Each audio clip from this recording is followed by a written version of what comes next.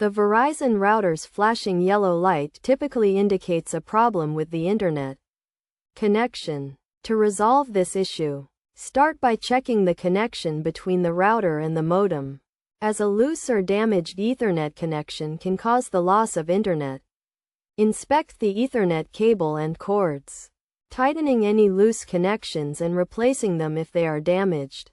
Another potential cause of the yellow flashes is an overheating router. To address this, turn off the router, check its vents for any clogs or blockages, and ensure it is positioned to allow for free airflow. Additionally, it's possible that the issue is due to an outage with the internet service provider. To check for this, visit the ISP's official website and look for announcements regarding system maintenance or other issues that may be causing the loss of internet, in which case you will need to wait until the maintenance is completed.